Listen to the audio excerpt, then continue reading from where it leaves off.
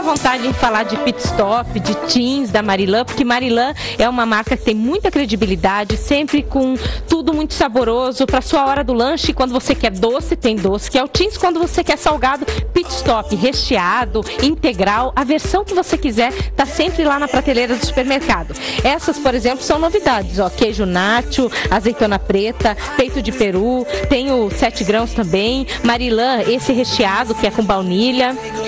Essa aqui que é com recheio de morango, tem a torta, imitação de torta de morango, que também é fenomenal. As crianças adoram, os adolescentes não resistem e os adultos também sempre tem na bolsa. E o mais bacana é que, por exemplo, essas embalagens aqui de pit stop tem embalagens menores dentro que você consegue levar para onde você quiser ir. Coloca dentro da mochila, dentro da bolsa, vai pro trabalho e aí divide com os colegas, né? Porque é sacanagem você ficar ali fazendo vontade, como eu, por exemplo, agora. Eu vou provar o Teens Goiabinha. Ele é bem crocante por fora, recheio saborosíssimo por dentro, derrete, gostoso, bem docinho. Você escolhe se quer o chocolate, chocolate branco, coco ou goiabinha, que é o último lançamento dessa versão aí, o Teens da Marilã. Marilã.com é o site da Marilã para você entrar e descobrir um pouquinho mais sobre essa marca. Produtos sempre deliciosos, dá água na boca, viu?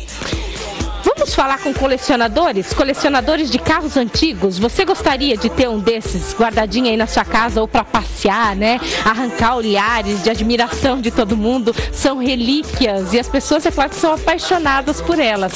Homens que sempre tratam esses carros com muito carinho. Vou provar e assistir.